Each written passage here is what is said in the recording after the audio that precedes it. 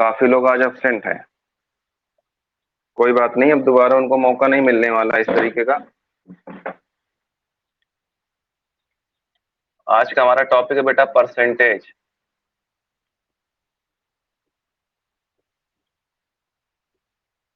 इसको हिंदी में बोलते हैं बेटा प्रतिशतता। क्या बोलते हैं? क्लियर है? प्रतिशतता यानी परसेंटेज। परसेंटेज जो हमारा शब्द है, सबको पता होगा किससे मिलकर बना है बेटा? परसेंटम से बना था। किससे बना था? परसेंटम से। हमारा जो परसेंटेज है वो किससे बना है बेटा? परसेंटम से। यानी अगर हम बोले परसेंटेज का सिनोनिम्स तो क्या होता है बेटा? परसेंटम होता है। प्रतिशतता मतलब बेटा होता है प्रति मतलब एक। ठीक है, प्रतिशतता मतलब एक में, यानी 100, यानी 1/100। अगर बात करें 1/100 में, तो 100 में कितना हिस्सा बेटा? एक हिस्सा। ठीक है। परसेंटेज का जो साइन होता है हमारा, वो इस तरीके का होता है। परसेंटेज का साइन जो होता है वो इस तरीके का होता है, जिसकी वैल्यू बेटा क्या होती है? 1/100 होती है। क्लियर है? अगर हम बात करें आपसे परसेंटेज हटाने की, तो परसेंटेज अगर हटाना है तो जाहिर सी बात है कि परसेंटेज की जगह क्या लिख सकते हो बेटा? 1/100। जैसे कि हम अगर बात करें 5%, किसकी बात करें? 5%। तो हम चाहते हैं परसेंटेज अगर हटाना है तो 5 और परसेंट हटाएंगे तो बेटा 1/100, यानी 5/100। अगर ये कटे तो इसको काट के और छोटा रूप लिख सकते हैं, 1/20। क्लियर है? सबको क्लियर है? अगर मैं बात करूं 3% की, तो आप बोलोगे 3/100। कितना बोलोगे? 3/100। अगर ये कटे तो काटो, ना कटे तो यही हमारा आंसर हो जाता है। अगर मैं बात करूं 7% की, तो 7% बेटा क्या होगा? 7/100। तो अगर कह रहा है बेटा परसेंटेज हटाने की, तो परसेंटेज हटाने के लिए आपको परसेंट का मान पता होना चाहिए। और हमारा 1% का जो मान होता है वो 1/100 होता है। यानी हम कह सकते हैं 7% है तो 7/100, 3% है तो 3/100, ऐसे ही 12% है तो 12/100, 50% है तो 50/100। क्लियर है?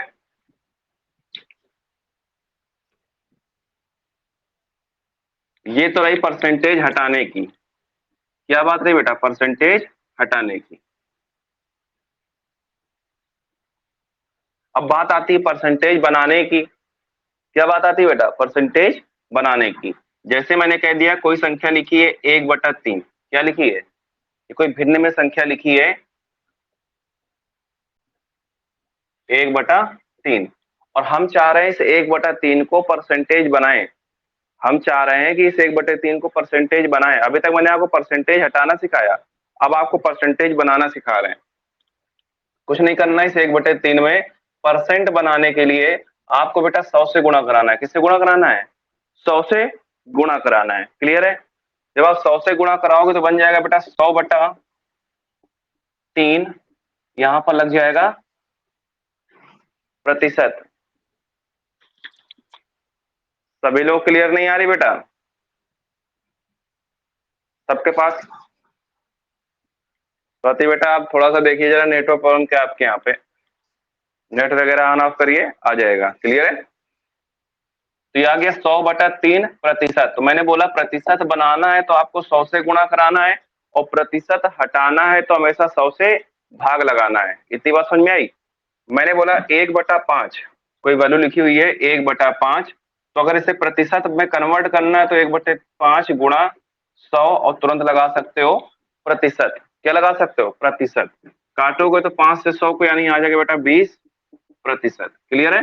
तो आप देखिए जरा, 20% भी अगर आप क्लियर करोगे तो 20/100 यानी 1/5 फिर से हमें मिल जाएगा। तो बात समझ में आया कि अगर किसी भी संख्या का प्रतिशत बनाना है तो 100 से गुणा कराना है, अगर प्रतिशत हटाना है तो 100 से क्या करना है बेटा? भाग करना है। क्या करना है? भाग। इतनी समझ में आ रही बात? फिर मैंने एक नॉर्मल सा क्वेश्चन आपको सिखाया था परसेंटेज पे, जिसने नहीं सीखा वो आज सीख ले। जैसे जो बच्चे टेट वगैरह का एग्जाम देते हैं, या छोटे मोटे जो भी वनडे एग्जाम्स देते हैं, उसमें ऐसे क्वेश्चंस बहुत पूछे जाते हैं। जैसे कि मैंने आपको पहला टाइप में बताया था, टाइप 1 पे, कि जैसे पहला टाइप पे कह दिया जाए x का 40% बराबर y का 50%। ठीक है, इस तरीके से आपको क्वेश्चन दे दिया गया और इसके बाद में इससे रिलेटेड यानी इस स्टेटमेंट से ही आपके कम से कम 4 टाइप के प्रश्न बनते हैं। अब पेपर में 4 टाइप में पता नहीं वो कौन सा टाइप आपसे पूछ लिया जाए, लेकिन जब आप बुक वगैरह सॉल्व करोगे तो उसमें एक ही एक क्वेश्चन मिलेंगे, लेकिन चारों टाइप के प्रश्न मिल जाएंगे। क्लियर? तो पहला प्रश्न आपसे पूछ सकता है एक्स वाई का कितने प्रतिशत है। क्लियर? दूसरा आपसे बोल सकता है वाई एक्स का कितने प्रतिशत है। तीसरा आपसे बेटा बोल सकता है एक्स वाई से कितने प्रतिशत अधिक है। अधिक है तो अधिक बोलेगा बेटा, कम है तो कम पूछेगा। और चौथा आपसे क्वेश्चन जो बन सकता है वाई एक्स से कितने प्रतिशत कम है। बात समझ में आ रही है? इस तरीके से आपसे क्वेश्चन एग्जामिनर बना सकता है। और जब भी ऐसे क्वेश्चंस हैं तो 4 में से जरूरी नहीं चारों आए, इनमें से कोई एक ही क्वेश्चन पूछा जाएगा और आपका करने का जो तरीका होगा वो सबसे बेटर क्या होगा। पहला तो आपका यही होगा तरीका कि पहले आप हमेशा यहाँ पर पूरा जो समीकरण हमारा डिपेंड कर रहा है सवाल, वो एक्स और वाई पर डिपेंड कर रहा है। यानी एक्स वाई का कितने परसेंट है, एक्स वाई से कितना अधिक है, वाई एक्स से कितना अधिक है या कम है, इस तरीके से क्वेश्चन आपसे पूछ रहा है। यानी पूरी बात पे क्या बेटा बोल रहा है, एक्स और वाई के बारे में। तो सबसे पहले आपको वैल्यू फाइंड आउट करनी किसकी, एक्स और वाई की। ठीक है, एक्स और वाई की वैल्यू फाइंड आउट करने के लिए आप इस चीज को यहाँ पर लिखिए।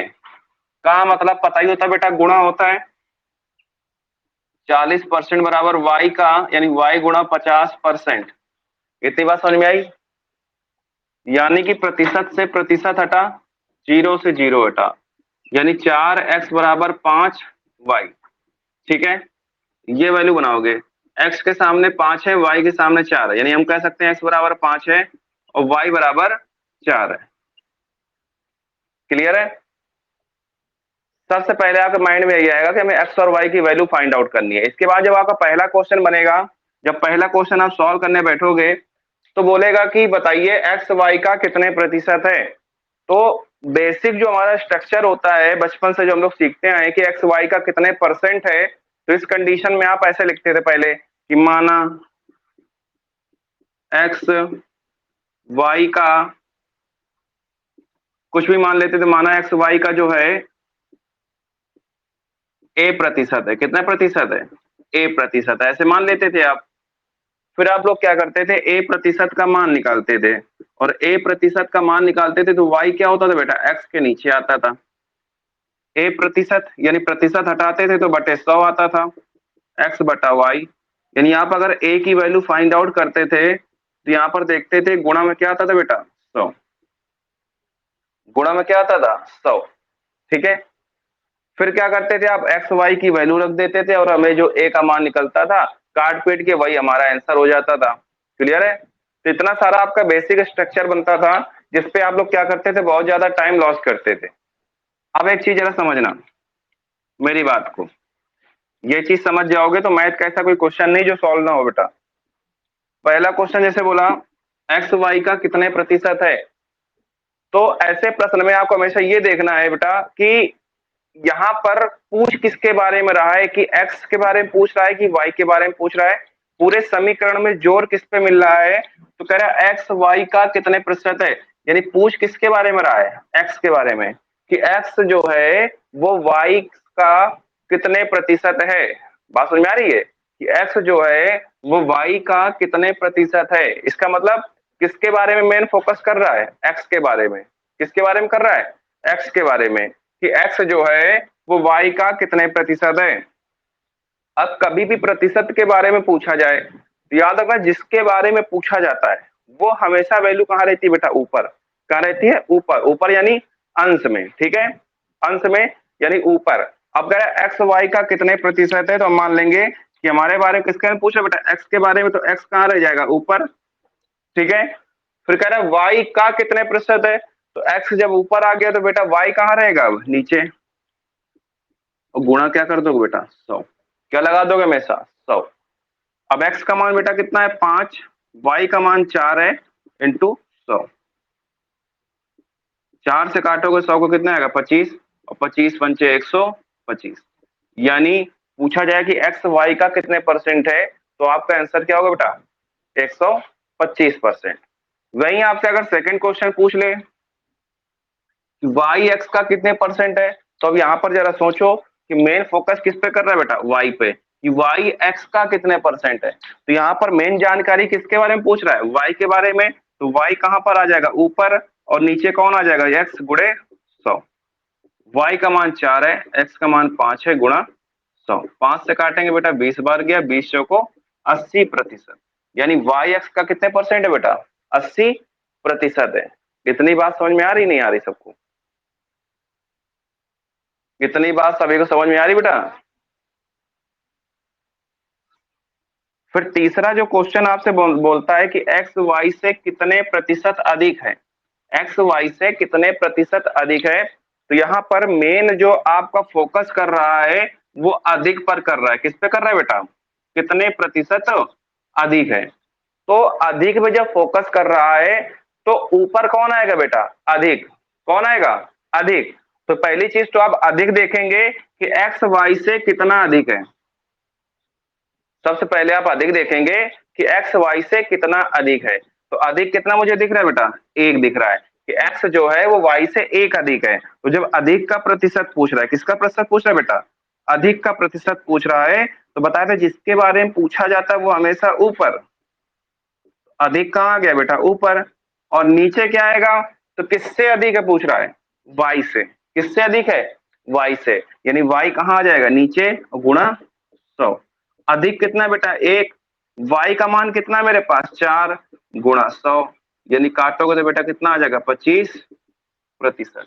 कितना अधिक है 25%। क्लियर, क्लियर है। अब जैसे क्वेश्चन नंबर 4 आपसे बोल रहा है, क्वेश्चन नंबर 4 में बोल रहा है कि वाई एक्स से कितने प्रतिशत कम है। तो वाई एक्स से कितने प्रतिशत कम है, तो किसके बारे में पूछ रहा है बेटा, कम के बारे में। और यहां पर देखा जाए कि y कितना कम है x से बेटा, एक कम है। कितना कम है भाई, हम कहते दो व्यक्ति बैठे हैं अगल बगल में, हम कहते एक व्यक्ति के पास 5 रुपए, एक व्यक्ति के पास 4 रुपए। या फिर ऐसे बोल दें कि पहला व्यक्ति जो है दूसरे वाले से 1 रुपए अधिक है। ठीक है, पहला व्यक्ति है जो दूसरे वाले व्यक्ति से 1 रुपए अधिक है, और या फिर दूसरे शब्दों में बोल सकते हैं कि दूसरे वाले व्यक्ति के पास पहले वाले व्यक्ति से 1 रुपए कम है। तीसरी बात इसी को घुमा के बोल सकते हैं कि दोनों के जो रुपए का अंतर है बेटा वो 1 रुपए का है। क्लियर है, तो तीनों भाषाओं का मतलब एक है, बस कहने का जो तरीका है वो अलग है। क्लियर। तो बोला है कि कितने परसेंट कम है, तो अगर एक्स एक ज्यादा था तो वाई एक्स से क्या होगा, एक कम होगा। और कम का प्रतिशत जब पूछ रहा है तो कम का प्रतिशत या कमी का प्रतिशत बेटा ऊपर, लेकिन किससे, अब आएगा एक्स से। किससे, एक्स से गुणा 100। ठीक है, तो कमी कितने की हो गई बेटा, एक की। किससे, एक्स से। एक्स का मान 5 गुणा 100, यानी काटोगे तो कितना आ जाएगा 20%। कितना आंसर आएगा 20%। एक एक बात समझ में आ रही है, बिल्कुल फैक्ट वाली बात है। और ऐसे याद रखना, एक ही प्रश्न से मैंने आपको सारी चीजें क्लियर करने की कोशिश करी है कि आपको बहुत अच्छे से समझ में आ जाए कि इसमें कितने टाइप के प्रश्न बन सकते हैं। हाँ ये भी याद रखना, इसके अलावा यानी 4 प्रश्न के अलावा कभी 5वां प्रश्न आपसे नहीं पूछा जाएगा, ये बिल्कुल मैं लिख के दे सकता हूँ। ठीक है, क्योंकि कहीं 5वां प्रश्न इससे कुछ बनेगा ही नहीं। ठीक है, इस स्टेटमेंट से 4 के अलावा कोई 5वां क्वेश्चन नहीं बनता है। समझ में आ रहा है सबको।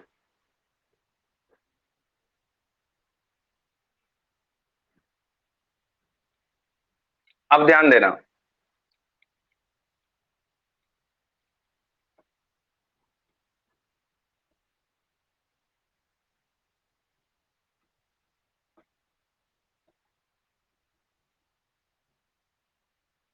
जैसे इसी प्रश्न में घुमा दिया उसने, इसी प्रश्न में उसने स्टेटमेंट बदल दिया। ठीक है, स्टेटमेंट बदल सकता है, कह देगा एक्स वाई से 20% अधिक है, यदि एक्स वाई से 20% अधिक है तो, यदि एक्स वाई से 20% अधिक है तो, फिर से यही आपके 4 क्वेश्चन बना देगा। ठीक है, अब लेकिन ऊपर का स्टेटमेंट बदल दिया। अभी तक दे रहा था एक्स का 40% बराबर वाई का 50%, या एक्स का 60% बराबर वाई का 40%, इस तरीके से आपको दे रहा था। लेकिन अब आपसे बोल रहा है कि एक्स जो है वो वाई से 20% क्या है बेटा, अधिक है। तो अगर एक्स हमारा वाई से 20% अधिक है, इसका मतलब क्या है कि स्टेटमेंट हमारा चेंज हो गया है। तो कुछ नहीं करना है ऐसे क्वेश्चन में, पहले आपको स्टेटमेंट पढ़ के हमें एक्स और वाई की वैल्यू बनानी है। और डायरेक्ट आपको एक्स और वाई की वैल्यू कैसे बनानी है कि 20% अधिक है किससे बेटा, वाई से। वाई से 20% अधिक है तो परसेंटेज में वाई को अगर हमने 100 माना, कितना माना, 100, तो एक्स जो होगा वो 100 से 20% अधिक है। 100 का 20% क्या आएगा, 20, यानी 20 अधिक है, यानी 120 हो गया। जब आप काटोगे तो 20 पंचे 100 और 20 छक्का 120, यानी हम कह सकते हैं कि एक्स रेशियो वाई का मान आएगा 6:5। और अनुपात के मान में मैंने आपको ये भी सिखाया है कि अनुपात में जैसे जिसके सामने जो मान लिखा है वही उसका मान हो जाता है। तो देखो एक्स के सामने 6 है, वाई के सामने 5 है, तो एक्स का मान 6 हो जाएगा, वाई का मान 5 हो जाएगा डायरेक्ट। क्लियर, क्लियर है। फिर से वही क्वेश्चन पहला आपका बन जाएगा कि एक्स वाई का कितने परसेंट है। तो एक्स के बारे में पूछ रहा है तो एक्स ऊपर आ जाएगा, वाई नीचे आ जाएगा, गुणा 100। जब आप इसे करना सीख जाएंगे तो ये लाइन पूरी पूरी गायब हो जाएगी। डायरेक्ट आप कर सकते हो एक्स वाई का कितने परसेंट है, तो 6/5 गुणा 100 काटेंगे बेटा तो कितना आ जाएगा, 120%। कितना है। दूसरा क्वेश्चन वाई एक्स का कितने परसेंट है, तब तो डायरेक्ट कर सकते हो वाई एक्स का कितने परसेंट है। तो वाई के बारे में पूछ रहा, तो वाई कितना बेटा, 5/6 गुणा 100, 3 आया, 50 आया, 250/3% आ जाए, कितना आ जाएगा, 250/3%। क्लियर। और इसको काटेगा 250 को तो बेटा 3×8 = 24, 3×3 = 9, 83 सही 1/3%। समझ में आ रहा है बेटा। तीसरा प्रश्न आपसे पूछेगा तो तीसरा प्रश्न आप तुरंत दे दोगे जवाब, एक्स वाई से कितने परसेंट अधिक है। तो अधिक देख लो, एक्स कितना अधिक है, 1 अधिक है। कितना अधिक है बेटा, 1 अधिक है। किससे अधिक है बेटा, वाई से। तो वाई का मान कितना है, 5 है, गुणा 100 है, काटोगे तो कितना आंसर आ जाएगा, 20%। चौथा जब प्रश्न लगाओगे वाई एक्स से कितना परसेंट कम है, तो बेटा वाई एक्स से कितना कम है, 1 कम है। किससे, एक्स से। तो अब एक्स नीचे आ जाए, गुणा 100, काटोगे बेटा तो 50/3%, या 16 सही 2/3% कमी हो जाएगी। क्लियर है, क्लियर है। ये हमारा स्टेटमेंट बदल के क्वेश्चन को घुमा सकता है, लेकिन आप घूमना नहीं है, बस आपको क्या करना है कि अपना मेथड जो भी है उसको क्लियर रखना है। समझ रहे हो, आपका जो भी मेथड है वो क्लियर रखना है। आपका स्टेटमेंट कुछ भी बदले, आपको क्वेश्चन को सॉल्व कर लेना है। ठीक है। अब नेक्स्ट टाइप आता है बेटा आपका वैल्यू बढ़ाना और घटाना।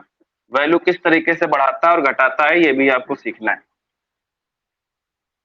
वैल्यू बेटा आपकी मूल्य बढ़ सकता है, मूल्य के साथ साथ हो सकता है आपकी परसेंटेज में कोई वैल्यू बढ़ जाए। जैसे अगला टाइप आपका आएगा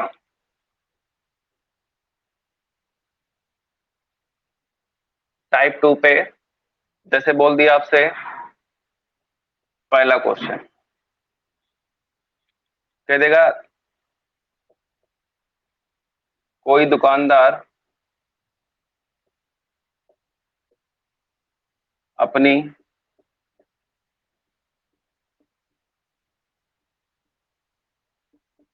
वस्तु की कीमत में पहले 20% की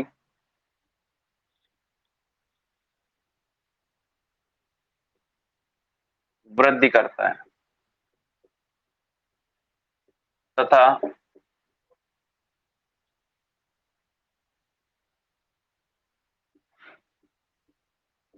कुछ समय पश्चात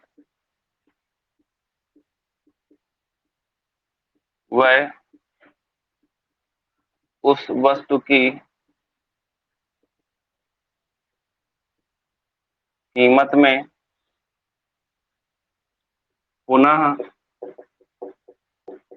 10% की वृद्धि करता है।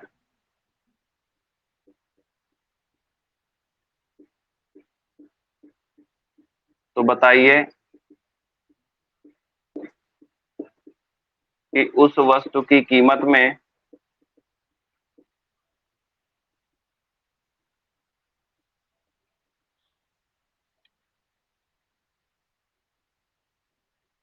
कितने प्रतिशत की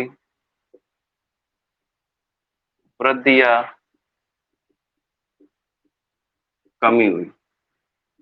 ठीक है, इस तरीके से आपको क्वेश्चन एग्जामिनर बना सकता है कि जब वस्तुओं के रेट क्या हो, लगातार बढ़ रहे हो या घट रहे हो, लेकिन वो रेट जो होंगे वो हमेशा किस पे होंगे बेटा, प्रतिशत में। किसमें होंगे, प्रतिशत में। कितना प्रतिशत रेट बढ़ गया, मार्केट का है, कोई चीज है, इस वस्तु की इतने परसेंट कीमत बढ़ गई, तो आपको जो कीमत बढ़ेगी या घटेगी, तो आपसे बाद में पूछेगा कि आप एक बात बताइए कि मार्केट की कुल कीमत में कितने प्रतिशत की वृद्धि हो गई। ठीक है, तो जब भी ऐसा प्रश्न आता है तो आपको करने का तरीका क्या होता है, पहला तरीका तो आपका यही होता है कि आप फार्मूला मेथड यूज करते हो। क्या यूज करते हो, फार्मूला मेथड। फार्मूला मेथड क्या होता है, फार्मूला मेथड में अगर प्रतिशत वृद्धि या कमी कह रहा है, प्रतिशत वृद्धि या कमी कह रहा है, तो उसका फार्मूला होता है plus minus x plus minus y plus minus x y upon 100। यह आपका होता है फार्मूला मेथड। प्लस का चिन्ह लेते हैं जब प्रतिशत की वृद्धि हो रही हो, अगर माइनस चिन्ह तब लेते हैं जब प्रतिशत की कमी हो रही हो। क्लियर है, जैसे यहाँ पे पहले बोला है कि वस्तु की कीमत पहले क्या होती है बेटा, 20% की वृद्धि होती है। क्या होती है, 20% की वृद्धि होती है। वृद्धि मतलब बेटा बढ़ोतरी, यानी यहाँ पर x का मान क्या ले लोगे बेटा, 20। क्या ले लोगे, प्लस का 20। ठीक है, तथा कुछ समय पश्चात वह वस्तु की कीमत में क्या करता है, 10% की वृद्धि करता है। 10% की वृद्धि करता है मतलब अगले भी प्रतिशत के मान क्या आ गए बेटा, 10% की वृद्धि, यानी ये भी क्या होगा, प्लस का 10। क्लियर, यहाँ पर प्लस माइनस का साइन कब आता है, ये भी याद रखना। अब यहाँ पर अपने मन से ना प्लस रख सकते हो ना माइनस रख सकते हो, तो आप यहाँ पर एक्स और वाई का गुणा करा के देखोगे कि प्लस में आ रहा है कि माइनस का आ रहा है। तो एक्स का मान बेटा प्लस का 20 है, वाई का मान प्लस का 10 है, और जब प्लस का गुणा प्लस से कराओगे तो क्या आएगा बेटा, यहाँ पर प्लस, यानी यहाँ पर क्या रखोगे अब, प्लस। एक्स का मान 20 और वाई का मान 10 और बटे 100। समझ में आ रहा है, तो इस तरीके से वैल्यू आप काटते हो, 2 जीरो से 2 जीरो, तो यहाँ पर बनता है 20 10 30 और प्लस यहाँ पर 2 एक कम 2, यानी टोटल जो आंसर आता है बेटा वो 32%। कितना आता है, 32%। क्लियर, तो ये तो आपका फॉर्मूला मेथड हो जाता है जिसपे आप लोग रट्टा मारते हो, लेकिन यहाँ पर रट्टा तब हमारा गड़बड़ हो जाता है या हमारा समय तब बर्बाद हो जाता है जब 2 की जगह 3% दे देता है। ठीक है, तो अब कुछ लोग क्या करते हैं, इसमें सेकंड मेथड भी अप्लाई करते हैं। अब सेकेंड मेथड वो लोग क्या अप्लाई करते हैं, उनको सिखा दिया जाता है कि कोई भी चीज है उसको कितना मान लो बेटा, 100। कितना मान लो, 100। तो कई बंदे क्या करते हैं, पहले कीमत क्या मान ली बेटा, 100। तो उन्होंने मानी कि हमारी प्रारंभिक जो कीमत है वस्तु की वो कितने रुपए, 100 रुपए। फिर क्या कह रहा है दुकानदार कि पहले 20% की वृद्धि हो रही है, यानी जब 20% की वृद्धि हो जाएगी तो 100 पे 20% की वृद्धि, यानी यहाँ पर जो कीमत आएगी वो 100 से कितनी हो जाएगी बेटा, जब 20% बढ़ेगा तो 100 का 20% कितना आएगा, 20। यानी 100 में जब 20 ऐड करोगे तो कितनी कीमत आ जाएगी, 120। क्लियर है, फिर कह रहा है कुछ समय पश्चात उस वस्तु की कीमत में फिर से क्या हो जाती है, 10% की वृद्धि हो जाती है। अब यहां से 10% की वृद्धि होती है, यानी 120 में जब वो 10% की वृद्धि करेगा तो 120 का 10% कितना होता है, तो आप ऐसे निकालिए जिनको नहीं पता, 120 का 10%, ठीक है, 2 जीरो 2 जीरो, 12 कम 12, यानी कितने की वृद्धि होगी बेटा, 12 की। और जब 120 में 12 की वृद्धि करोगे तो कितनी कीमत हो जाएगी, 132। कितनी हो जाएगी, 132। अब कह रहा है बताइए कि कुल वृद्धि कितने की हुई, तो पूछता है कि कुल वृद्धि कितने की हुई या कमी हुई। तो आप देख रहे हो पहले हमारे पास कीमत कितनी थी, 100 रुपए। पहले कीमत कितनी थी बेटा, 100 रुपए। अब कितनी कीमत हो गई लास्ट में, 132 रुपए। तो एक बात ये बताओ, पहले 100 रुपए कीमत थी, अब 132 हो गई, तो यानी वृद्धि हो रही कि कमी हो रही है? वृद्धि हो रही कि कमी हो रही है? तो आप बोलोगे वृद्धि हो रही है। और वृद्धि कितने की हो रही है? तो आप बोलोगे 100 से 132 हुआ है तो 32 रुपए की हो रही है। कितने रुपए की हो रही है? 32 रुपए की। लेकिन एक चीज और याद रखना, कोई चीज जब 100 से बढ़ती है, कोई चीज जब 100 से बढ़ती है, तो बेटा याद रखना उसी को प्रतिशत बोलते हैं। क्या बोलते हैं? तो आप बोलोगे 32% की वृद्धि। जब कोई चीज 100 से बढ़े तो उसी को क्या बोलते हैं बेटा? प्रतिशत। यानी डायरेक्ट बोल सकते हैं 32% की वृद्धि। क्लियर है? क्लियर है? ये तो हो गया सेकंड मेथड। अब हम लोग थर्ड मेथड भी अप्लाई करते हैं। थर्ड मेथड क्या अप्लाई कर सकते हैं इस चीज के लिए? फिर हम आपको बताते हैं कि आपको पेपर में करना कौन सा मेथड है, कौन आपके लिए जब सबसे ज्यादा सुपर मेथड रहेगा। जो बच्चे पढ़ चुके हैं वो तो समझ गए होंगे कौन से मेथड की बात कर रहे हैं। ठीक है, अब आती बेटा थर्ड मेथड की। हालांकि किसी बुक में नहीं मिलेगा, परेशान ना हो। थर्ड मेथड में बेटा होता है हमारा 10/10 का कॉन्सेप्ट। 10/10 का कॉन्सेप्ट। 10/10 का कॉन्सेप्ट क्या होता है? 10/10 का कॉन्सेप्ट कि आप मानोगे कि जैसे आप एरिया निकालते हो, एरिया किसी भी नंबर का निकालने के लिए आप एरिया याद रखना कि L इंटू बी बराबर होता है एरिया हमारा। यानी 10 का गुणा जब 10 से कराओगे तो कितना बन लिया हमने, की वैल्यू कितनी आ गई हमारे पास? 100 रुपए। कितनी आ गई? 100 रुपए। ठीक है, कि जब 10/10 के 2 परसेंटेज थे पहले कीमत, यानी पहले वस्तु की कीमत पहले 10 थी, दूसरे वस्तु की कीमत भी कितनी थी बेटा? 10 थी। यानी 10/10 यानी कितना हो गया? 100। ठीक है, पहले क्या हुआ? 10% की वृद्धि हुई। कितनी हुई बेटा? पहले 20% की वृद्धि हुई। 20% की वृद्धि। अब 10 का 20% क्या आएगा बेटा? प्लस का 2। 10 का 20% क्या निकलेगा? 2। और जब 10 में 2 की वृद्धि करोगे तो यहाँ कितनी कीमत आ जाएगी? 12 रुपए।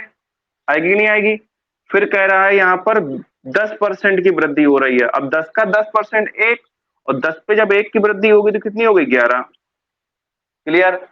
अब 12/11। अब 12 का जब गुणा 11 से कराओगे तो कितनी कीमत आएगी बेटा? 132। कितनी आएगी? 132। यानी पहले कीमत कितनी थी? 132। अब कितनी हो गई? 132। यानी कितने की वृद्धि हो गई? 32 की। और कितने से? 100 से। जब 100 से वृद्धि हुई है तो क्या बोलोगे? 32%। क्या बोलोगे? 32%। समझ रहे हो? समझ रहे हो? और जब कभी भी भूल जाना कुछ भी, मैंने बोला 10 और 10 कीमत मानी बेटा, तो 10 की कितनी कीमत हो गई टोटल? 100 रुपए। ठीक है, पहले 20% बढ़ा, 10 का 20% बढ़ा कितना? 2। तो 10 में 2 की वृद्धि हो गई यानी 12 हो गई कीमत। अब यहाँ पे दूसरे में 10 पे क्या हुआ बेटा? 10% वृद्धि हुई तो कितनी कीमत बढ़ी? 1। यानी 10 से कितनी कीमत? 11। 12 गुणे 11 करो कितना आएगा? 132। ये हमने एरिया के फॉर्मूले से लगा दिया। पहले 100 रुपए थी, अब 132 रुपए, तो कितनी बढ़ गई? 32।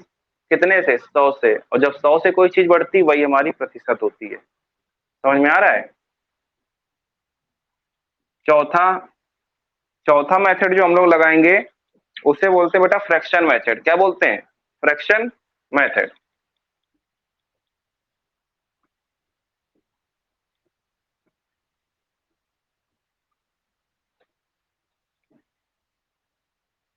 फ्रैक्शन मेथड क्या होता है?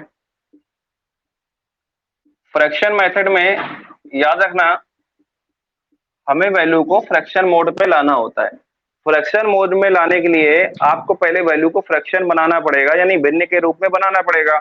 जैसे पहले बोला कि 20% की वृद्धि। क्या बोल रहा है बेटा? पहले 20% की वृद्धि, और दोबारा बोल रहा है 10% की वृद्धि। क्या बोल रहा है? 10% की वृद्धि। ठीक है, तो हमने क्या किया कि हम 20% को फ्रैक्शन मोड पे लाएंगे, और 20% को अगर हम देखें तो 20 और परसेंट हटाएंगे तो 1/100 आएगा। 20 से काटोगे तो 5 बार गया, यानी 1/5। यही तो आएगा। यानी हम जान गए कि 20% की फ्रैक्शन क्या आ गई बेटा? 1/5। और ये वृद्धि था तो यहाँ क्या लगा दिया बेटा? प्लस का साइन। क्लियर? प्लस का साइन से हमें पता चल जाएगा। सवाल में यहाँ 20 लिख दिया या 10 लिख दिया, सवाल का काम खत्म हो गया। अब सवाल ना भी लिखा हो तो भी आप जान जाओगे कि प्लस का साइन है यानी वृद्धि था, प्लस का साइन है यानी वृद्धि था। ठीक है, माइनस होगा यानी कमी होगी। क्या होगी? कमी होगी। क्लियर? अब देखो, जैसे दूसरा कह रहा है 10% की वृद्धि है, और जब 10% की वृद्धि है तो 10% की फ्रैक्शन क्या आएगी, 10/100, यानी 1/10। और 10% की फ्रैक्शन आ गई बेटा 1/10, यानी इसको लिख सकते हैं प्लस का 1/10। इतनी बात समझ में आ गई। अब एक चीज जरा सोचो कि पहले जो अनुपात में यानी भिन्न में याद रखना, जो नीचे की वैल्यू होती है वही कुल वैल्यू होती है। क्या होती है, कुल वैल्यू। यानी अगर कहते पहले कीमत 5 रुपए थी, अब क्या कह रहा है, वृद्धि, यानी 5 में कितने की वृद्धि हो गई, 6 रुपए। यानी अगर प्रारंभिक कीमत की बात करें तो प्रारंभिक कीमत अगर 5 रुपए थी तो अंतिम कीमत क्या होगी बेटा, 5 में 1 की वृद्धि हो गई, यानी अंतिम कीमत क्या होगी बेटा, 6। कितनी होगी, यानी पहले कीमत अगर हमारे पास 5 थी तो अंतिम कीमत क्या हो जाएगी, 6 रुपए। क्लियर। ऐसे यहां पर भी कह रहा है प्रारंभिक कीमत कितनी थी हमारे पास, 10 रुपए, तो अंतिम कीमत क्या होगी, 1 की वृद्धि, यानी 10 पे अगर 1 की वृद्धि है तो यानी कह सकते हैं पहले कीमत 10 थी तो अंतिम कीमत क्या होगी, 11। इतनी बात समझ में आ रही है, सबको समझ में आ रही है। अब ध्यान देना, इधर गुणा कराइए, 10 पंचे 50, इधर गुणा कराइए 11 छक्का 66। ठीक है, यानी हम कह सकते थे ये हमारी प्रारंभिक कीमत थी, तो इसको बोलते हैं बेटा प्रारंभिक कीमत। क्या बोलते हैं, मूल्य है तो मूल्य है, प्रारंभिक कीमत है तो कीमत है। इसको बोलते हैं बेटा अंतिम कीमत, हमेशा याद रखना।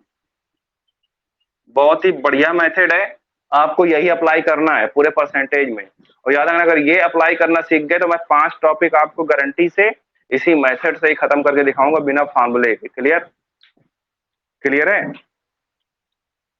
यानी अगर बात करें यहाँ पर कि पहले कीमत हमारे पास 50 थी, अब कितनी हो गई, 66। पहले कीमत 50 थी, अब कितनी हो गई, 66। ये बताओ वृद्धि हो रही कि कमी हो रही है, पहले 50 थी अब 66 है, वृद्धि हो रही कि कमी हो रही है, वृद्धि हो रही है। और वृद्धि देखा जाए कितने की हो रही बेटा, 16 की वृद्धि हो रही, नहीं हो रही, वृद्धि हो रही है 16 की। ठीक है, हमें चाहिए क्या बेटा, वृद्धि का प्रतिशत या कमी का प्रतिशत। और मैंने आपको बताया था कि किसी भी वैल्यू का प्रतिशत निकाला जाता है तो हमेशा वो वैल्यू कहां थी बेटा, ऊपर। तो वृद्धि का प्रतिशत निकाल ले तो वृद्धि कहां आएगी, ऊपर। ठीक है, नीचे कौन आएगा, तो नीचे हमेशा बेटा वैल्यू कौन सी आती है, प्रारंभिक कीमत। प्रारंभिक कीमत, प्रारंभिक कीमत क्यों, क्योंकि कभी भी आप किसी भी चीज में आगे बढ़ जाएं, किसी भी चीज में आगे बढ़ जाएं, हमेशा तुलना किससे करोगे, पीछे से। जैसे आपका कोई फ्रेंड है अचानक से अमीर बन जाए, तो आप यही कहोगे यार आज ये अमीर है, लेकिन आज से कुछ साल पहले वो क्या था, एकदम गरीब था। यानी आपने तुलना कहां से करी, पीछे से। ठीक है, यानी प्रारंभिक चीज से, उसके बेस से। ठीक है, यानी यहां पर भी हम किससे तुलना करेंगे, हमेशा प्रारंभिक से। और प्रारंभिक कीमत कितनी बेटा, यहाँ पे लिख देंगे प्रारंभिक कीमत। क्या लिख दोगे, प्रारंभिक कीमत गुणा 100। गुणा 100 क्यों करा है, क्योंकि प्रतिशत मुझे बनाना है, और प्रतिशत बनाने के लिए क्या कराते हैं बेटा, 100 से गुणा। क्लियर। तो देखो वृद्धि कितने की है, 16 की। प्रारंभिक कीमत कितनी बेटा, 50 गुणा 100। 50 दूना 100, 16 दूना 32। तो आंसर बेटा मेरा क्या आ जाएगा, 32%। कितना आंसर आ जाएगा, 32%। इतनी बात समझ में आ रही सबको। ये था हमारा बेटा फ्रैक्शन मेथड। क्या था, फ्रैक्शन मेथड। इतने सारे मेथड इसीलिए मैंने आपको बताया यहाँ पर कि आपको ये भी जानना होगा कि हम कितने तरीके से सवाल को सॉल्व कर सकते हैं। कई बच्चों ने इसमें से कई चीजें सीखी भी होंगी पहले भी, ठीक है, लेकिन ऐसा नहीं कि हर चीज सीखी होगी। ठीक है, ऐसा भी नहीं कि हर चीज आपने सीखी ही होगी, लेकिन मैं ये जरूर जानता हूं कि इसमें से बहुत सी चीजें आप लोग जानते होंगे पहले से। ठीक है, समझ में आया कुछ, सबको अच्छे से समझ में आया, वो क्लियर है। जो बच्चे दोबारा पढ़ रहे होंगे उनको और अच्छे से समझ में आ रहा होगा। ठीक है,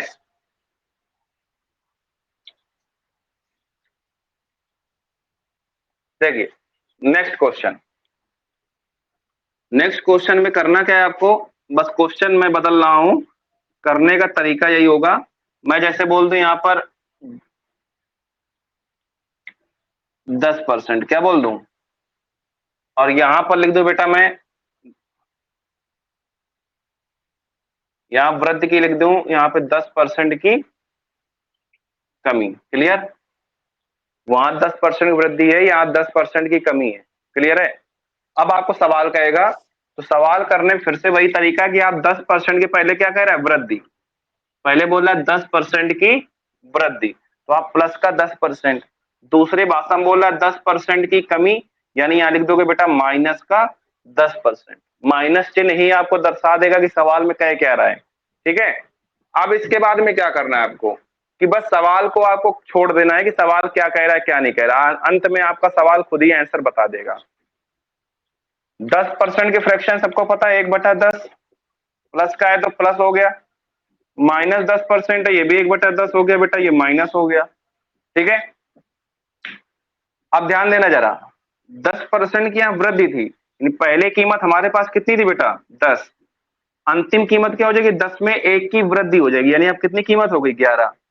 अब इधर आते हैं, पहले कीमत क्या थी बेटा 10, अब क्या हो गई 10 में 1 की कमी, क्योंकि यहाँ माइनस लगा है तो 10 पे 1 की कमी, यानी 10 पे 1 कम हुआ तो कितना आया 9, गुणा कराओगे बेटा कितना आएगा 100, 11 नैया 99, इसको बोलते हैं बेटा प्रारंभिक कीमत, बताया आपको। इसको बोलते हैं अंतिम कीमत, क्या बोलते हैं, अंतिम कीमत।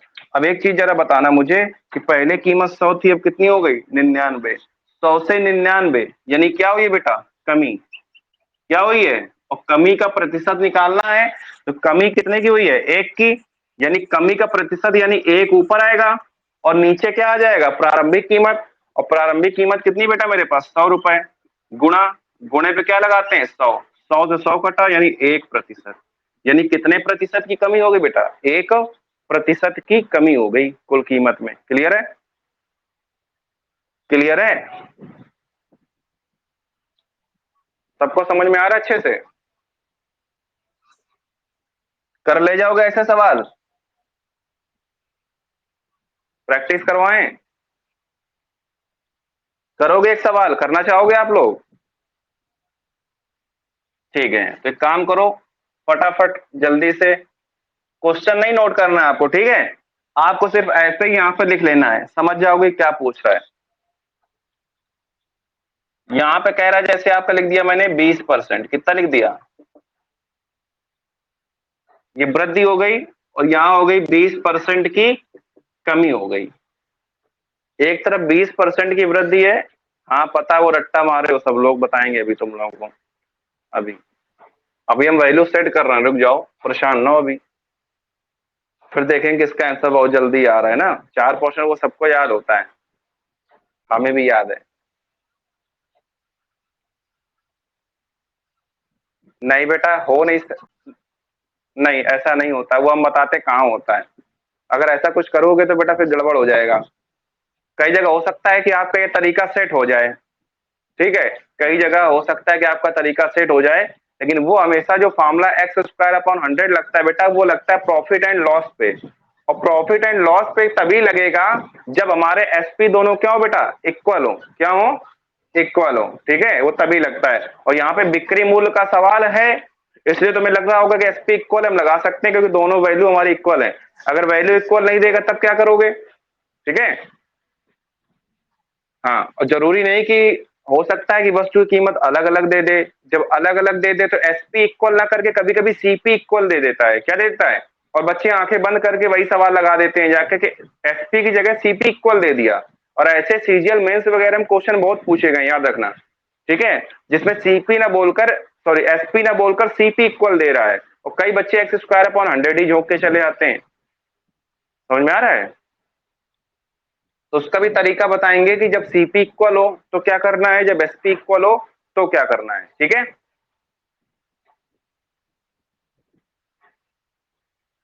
सबका आ गया होगा बेटा 4%, चलिए अब यहां लिख लीजिए 16 सही 2/3%, और यहां लिख लो बेटा 33 सही 1/3%। अब बनाओ,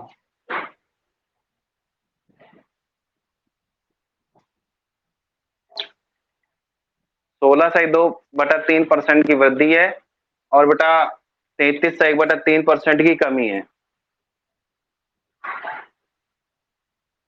और ऐसे अगर फ्रैक्शन दे देता है तो एक्स और वाई वाले में आपका सवाल कहीं ना कहीं बहुत लेंदी हो जाता है, ठीक है। और जब 2 से अधिक परसेंटेज दे देगा तब तो वो मेथड ही नहीं लगता है। क्लियर है? लगता है लेकिन उसमें 2-2 करके लेना पड़ता है।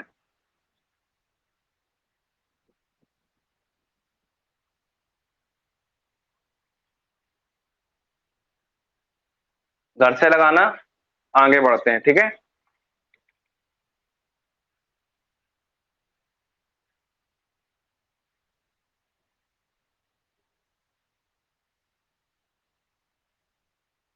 इसका आंसर जिसका आ जाए जल्दी से दे दे, बाकी सवाल आगे बढ़ते हैं थोड़ा।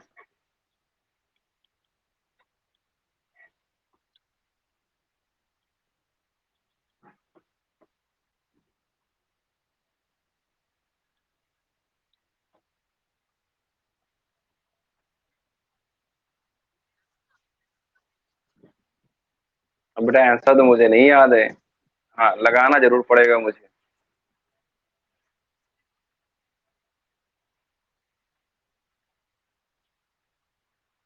सबका यही आ रहा है?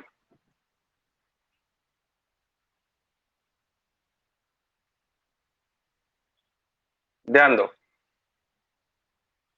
इसी में अगला टाइप मान लो, इसी में सेम यही क्वेश्चन चलता है जिसमें इसकी लैंग्वेज चेंज होती है। कह देगा किसी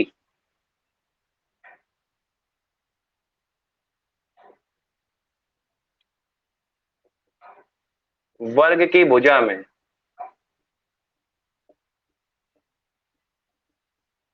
20% की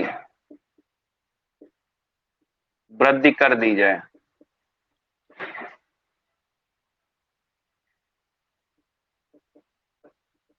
तो उसके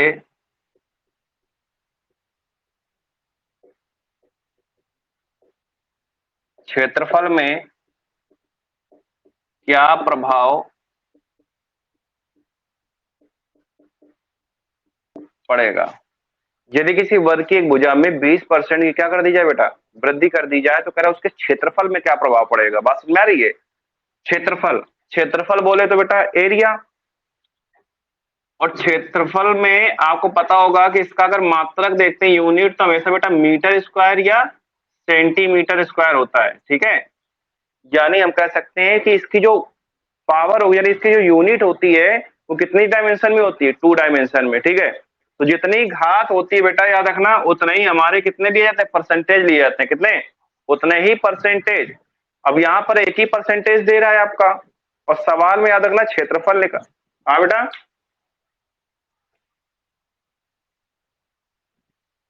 ये जो पहली चीज इसके खट खट ये हो रहा है, वो स्पीकर अपना बंद कर ले।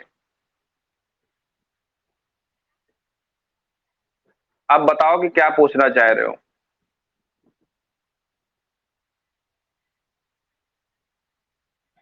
वो तो तुम पढ़ चुकी हो, तो तुम्हें बहुत जल्दी आ रहा होगा। बाकी वो बेचारे बताएं जो पहली बार पढ़ रहे हैं। ठीक है, जो 2 बार या 1 बार पढ़ चुके हैं, ये नॉर्मल क्वेश्चन लगेंगे क्योंकि वो हम ही से पढ़े हैं ना। बात समझ में आ रही है? वो तो लग ही जाएगा। हाँ, लेकिन जो अभी नया नया जो बच्चा अभी ज्वाइन किया, ताजा ताजा, ठीक है, हम उससे पूछना चाहेंगे कि उसको समझ में आ रहा है। जिसने अभी ताजा ताजा ज्वाइन किया है उसको समझ में आ रहा है? थोड़ा थोड़ा हमें पता था, पूरा पूरा कब होगा? प्रैक्टिस से। प्रैक्टिस तुम करते नहीं हो। ठीक है, ऐसा ही तो है। प्रैक्टिस करते हो शिवम गुप्ता?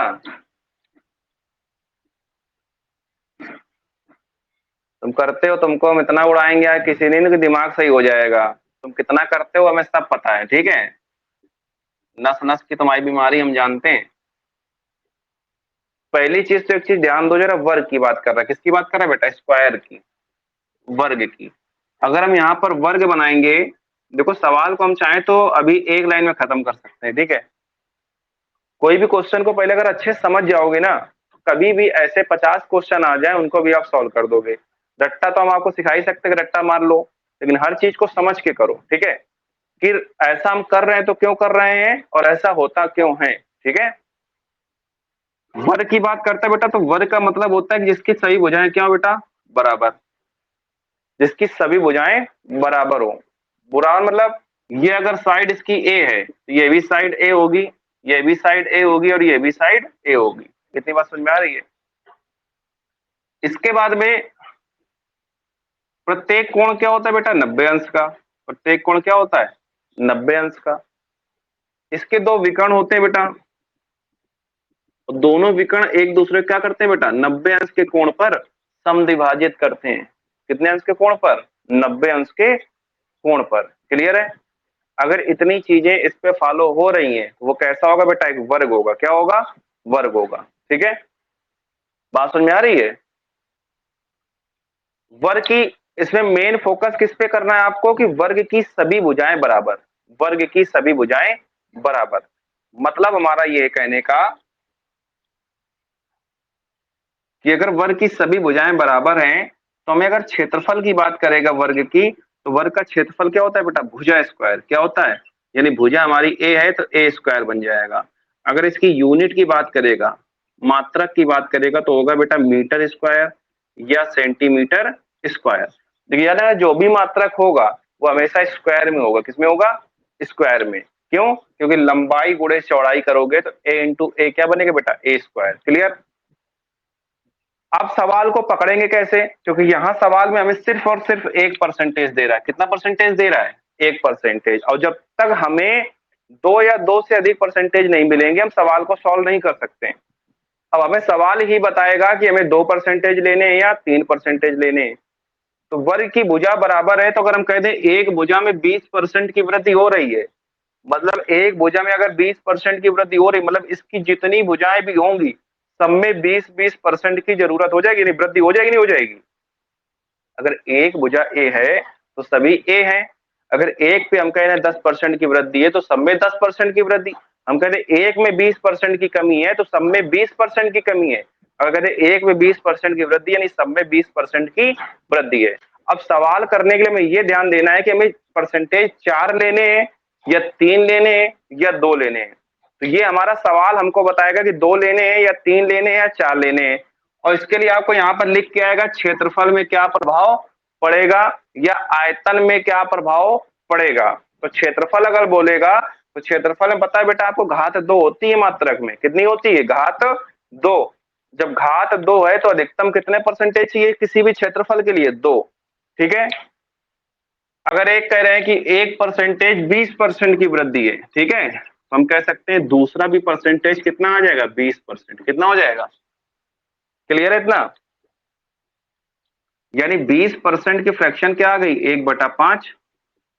यहां भी 20% फ्रैक्शन 1/5। अगर मान लो आयतन कहता तो एक बार और लिख लेते, क्या? 20%। 3 बार, क्योंकि आयतन में बेटा कितनी घातें होती हैं? 3। ठीक है, यानी हम कह सकते हैं पहले 5 था तो अंतिम कीमत 5 पे 1 की वृद्धि 6 हो गई। यहां पर पहली कीमत 5 है तो 1 की वृद्धि यानी यहां पर भी 6 हो गई। गुणा कराइए, ये हो गया बेटा 25। यहां गुणा कराइए, ये हो गया बेटा 36। यानी कह सकते हैं ये हमारी प्रारंभिक कीमत है और ये बेटा हमारी क्या है? अंतिम कीमत। क्लियर? यानी हम कह सकते हैं कि पहले हमारे पास 25 रुपए थे, अब कितने हो गए? 36। 25 से 36 हो गए, क्या हो गई बेटा? वृद्धि हो गई। और वृद्धि कितने की हो गई? 11 की। कितने की? 11 की। तो आपसे जब वृद्धि 11 की हो गई तो वृद्धि प्रतिशत कितना हो जाएगा? 11 की वृद्धि कितने पे? प्रारंभिक कीमत पे। प्रारंभिक कीमत कितनी आ जाएगी बेटा? 25 गुणा 100। 25 चौको 100, 11 चौको 44%। तो आंसर क्या आ जाएगा? 44% की वृद्धि। क्लियर है? कितनी चीजें क्लियर है? अच्छे समझ में आ रहा है?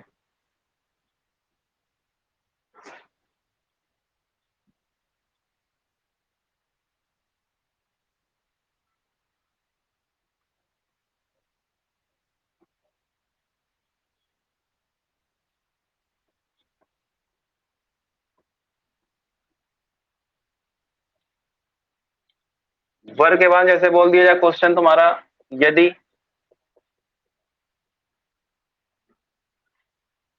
वृत्त की त्रिज्या में 30% की कमी कर दी जाए। कितने की? 30% की, तो उसके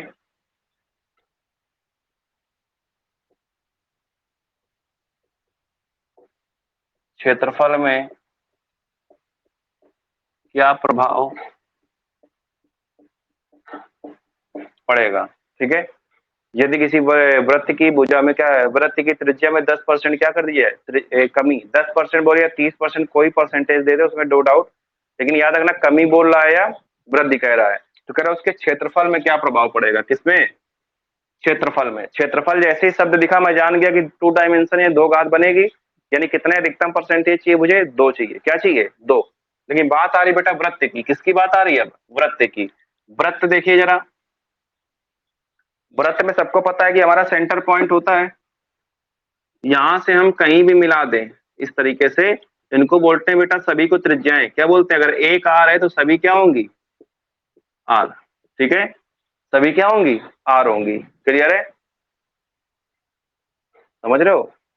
वृत्त की सबसे बड़ी वृत्त का जो सबसे बड़ी जीवा है वो कौन सी होती, कोई बता पाएगा। वृत्त की सबसे बड़ी जीवा कौन सी होती है, कोई जवाब है किसी के पास।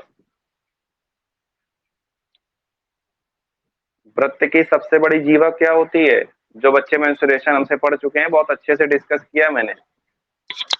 भावना उत्तम,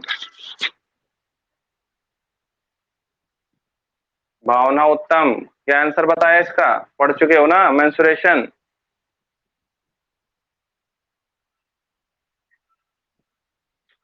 वृत्त की सबसे बड़ी जीवा, जितेंद्र कुमार।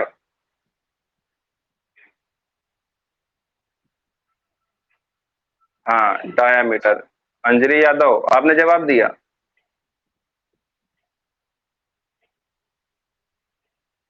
वृत्त की सबसे बड़ी जीवा उसका व्यास होती है, याद रखना।